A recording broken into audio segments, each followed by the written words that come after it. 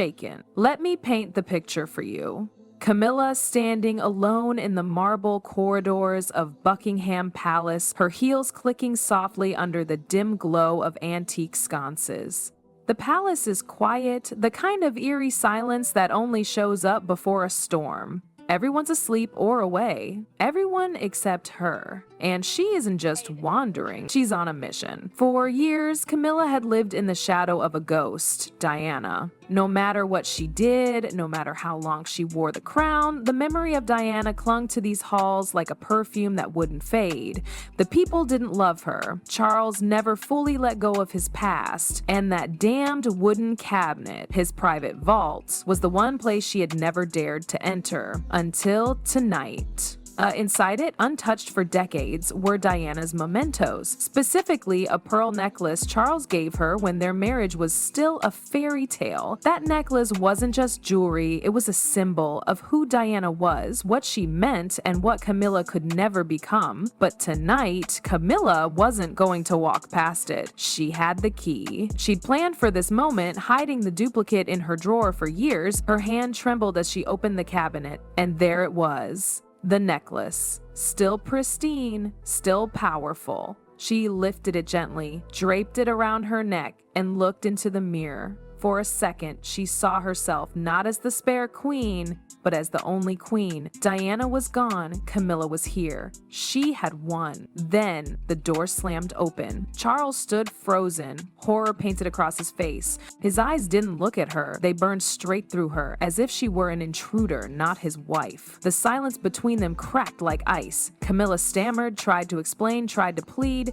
"I'm your wife. I have a right." But Charles's fury exploded. "You dare touch Diana's memory?" he thundered. The necklace slipped from her hands and hit the floor with a metallic thud that echoed like a death knell. She knew right then there was no forgiveness coming. Charles called the guards. Right there. No press release, no royal exit, no last words, just cold steel in his voice. Escort her out tonight. Her scream was part rage, part heartbreak, part disbelief. He didn't even flinch. As they dragged her down the stairs, her heels scraped the stone like claws resisting fate. The rain outside poured like a curse. Her suitcase, barely packed, was thrown after her, its contents scattering in the dark. And the gates, they slammed shut with a finality that said everything. You're done. But that wasn't the end. That night didn't break Camilla. It twisted her into something else, something colder. She retreated to Wiltshire, to her family manor. No cameras, no palace, just her and the storm building in her chest. And that's when it started. The leaks. Quiet at first.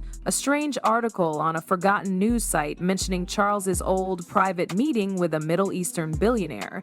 No names, no proof, just enough smoke to get people looking for fire.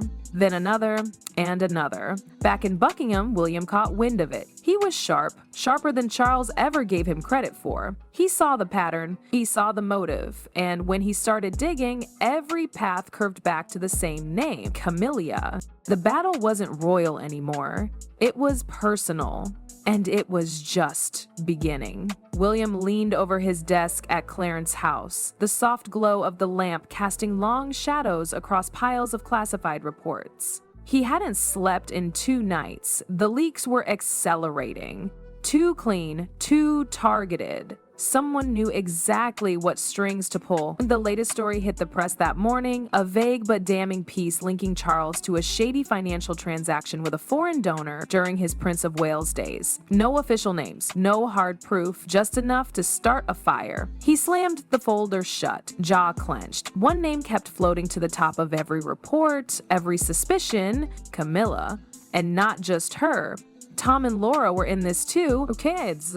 William had always kept his distance from them, but he remembered the forced smiles during family dinners, the veiled ambition in Tom's eyes, the unease Laura never quite hid. Now they were moving pieces in Camilla's game. He didn't call a public inquiry. He formed a shadow team. Ex-military, digital surveillance experts, loyalists with zero loyalty to Camilla. Quietly, he sent them to Wiltshire. No arrests, no confrontation, just eyes. watching, listening, tracking every call, every email. A week later, proof arrived in the form of a grainy photo. Camilla, sitting across from Marcus Reed at a dingy cafe outside Wilshire. Laura, next to her, visibly nervous. Camilla slid a brown envelope across the table, her face unreadable. Reed, a former tabloid bulldog banned from Palace events years ago, took it with both hands like it was gold. William stared at the image for minutes. There was no denying it anymore. She wasn't just feeding the press, she was orchestrating the entire media assault, one secret at a time. He called an emergency meeting at Clarence's house, only his inner circle. No Charles, no royal advisors, just the people he trusted. The team laid out what they had found. A £50,000 sterling, 0 pence, wire transfer from Tom's company to a shell account traced back to the National Star, a sleazy outlet with a history of buying dirt. The paper had just run an expose questioning Charles's use of charity funds. That's when the bomb dropped. Camilla, during her time as queen, had access to the Royal Charity Fund. Between 2020 and 2023, she personally approved dozens of transactions totaling over £50 million sterling, 0 pence, labeled as diplomatic gifts and cultural contributions. No breakdown, no receipts. Some signed off by Charles himself, a slush fund hiding in plain sight.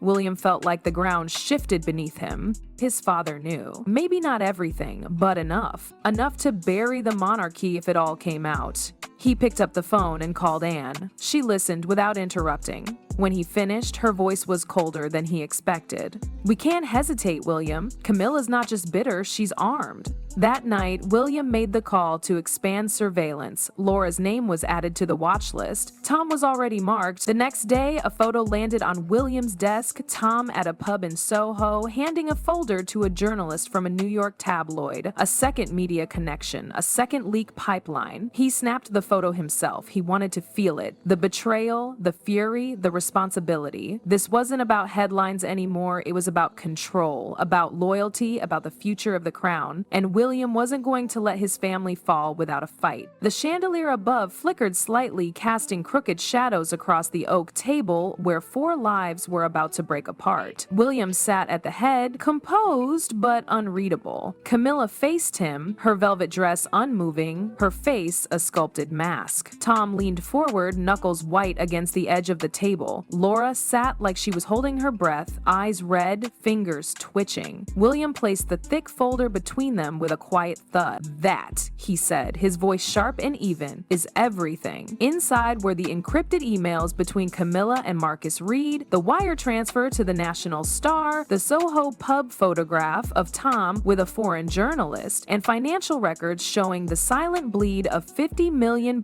sterling, 0 pence, from the Royal Charity Fund. Every page was a nail in the coffin. Camilla didn't flinch. She slid the folder open and flipped through the first few sheets. Her silence felt heavier than any defense. Tom broke it first. "This is a trap," he snapped. "You're trying to blame us to cover for Charles." William didn't even blink. "I'm not blaming anyone. I'm holding you accountable." Laura whispered, "We didn't mean for it to go this far," but her voice trailed into the still air. William stood. His eyes went from one to the other. "Here's what happens now. Option 1, you surrender every company, every shell account, every asset linked to these transactions. You walk away. No titles, no privileges, no public appearances. Camilla, you'll be officially exiled. Tom and Laura will be cleared if they cooperate." He paused. Option 2.